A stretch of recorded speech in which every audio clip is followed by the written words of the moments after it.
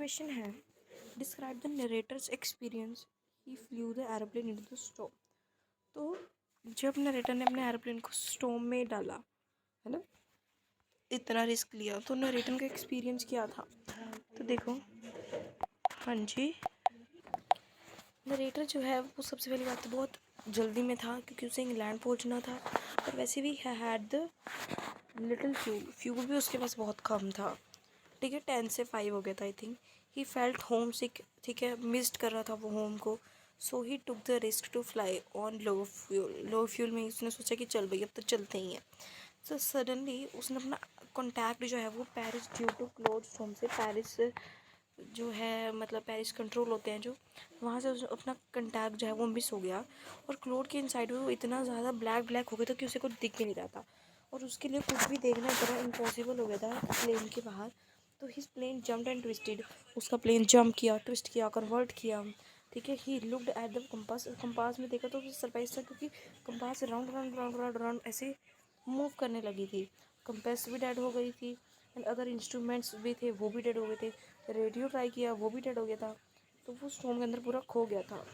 उसके बाद एकदम से एक ब्लैक सा एरोप्लेन उसे दिखा, और उसने उसकी हेल्प की। उस मिस्टीरियस पायलट जो था, जो चला रहा था, उसने उसकी हेल्प की और उसे सेफली लैंड करवाया गया उस प्लेनेट नहीं, पायरेट पायलट द्वारा। ठीक है, उसके बाद जो the other aeroplane had no light on its wings. तो अदर एरोप्लेन जो है ना, उसके विंग्स में कोई लाइट भी नहीं थी। बट द नेटर could see it flying next to him, क्योंकि वो उसके सामने एकदम, जैसे ये एक दूसरा एरोप्लेन है उसके सामने फ्लाई कर रहा था तो उसे दिख रहा था। तो अदर पायलट के he could see other pilot face also, दूसरे पायलट को उसे फेस भी दिख रहा था। ठीक है, तो उसने अपना हैंड छोड़ा and wave at the narrator and asked him follow him. तो जो दूसरा पायलट है उसने अपना हाथ ऐसे दिखाया कि भाई आ जाओ मेरे पीछे आ जाओ, मतलब ऐसे ऐसे ऐसे ही हाथ दिखाया अपना कितना अच्छा कि आ जाओ मेरे पीछे आ जाओ, अब कि वो उसे बचाने आया है। ठीक है, तो फॉलो किया उसने। फिर narrator fuel was getting open due to the, narrator का फ्यूल खत्म हो रहा था, but the other pilot guided him down.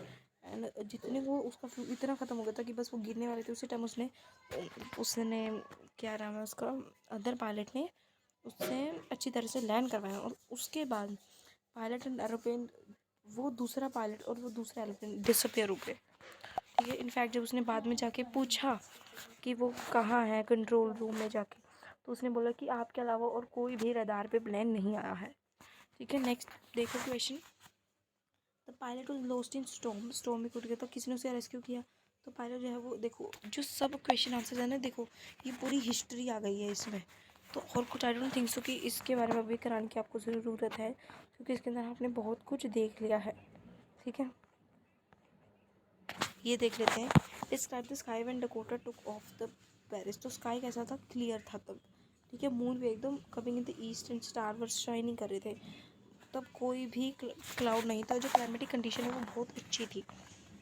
ठीक है, अब देखिए, overcoming fear is the first step to success. अपने फियर को ओवरकम करना एक फर्स्ट स्टेप है।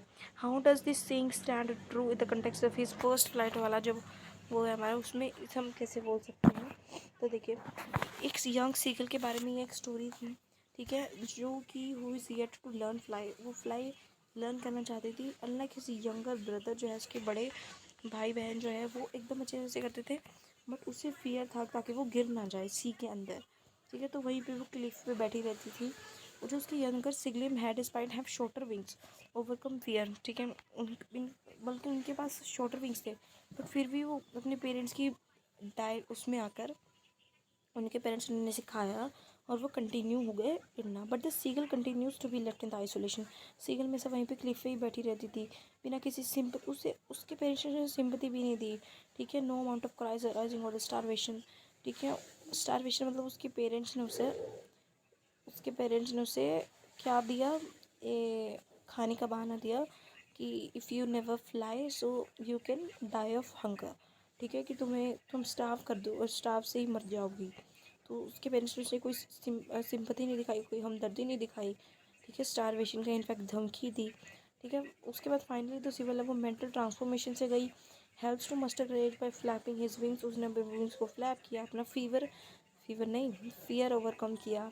ठीक है, it is the process difficult with his present talent फिर उसका फ्लाई करने का till now was not known to him, ठीक है। Hence the seagull proved that overcoming fear is the important key. उस सीगल ने हमें ये चीज़ प्रूव कर दी कि overcoming fear is the important key to success. Next है, what did the young seagull do to attract his mother की attention के लिए यंग सीगल ने क्या किया। मदर की अटेंशन के लिए वो एक लेग पे खड़ी हो गई और ऐसे दिखाने लगी कि जैसे वो अभी बेहोश होने वाली है, ठीक है। He closed his eyes had he did other leg his wings to attract his mother की अटेंशन के लिए, ताकि मदर को ऐसा लगे कि वो एकदम गिरने वाली है, बेहोश होने वाली है, और ताकि वो उसे खाना दे दे। इसीलिए वो एक पैर पे खड़ी हो गई, एक पैर पे खड़ी हो गई और ऐसे किया जैसे वो भी बेहोश होकर गिरने वाली है, ठीक है। नेक्स्ट है, the young seagull was afraid of flying. क्यों? क्योंकि उसे ऐसा लगता था कि जो उसकी विंग्स है वो उसे सपोर्ट नहीं करेंगी और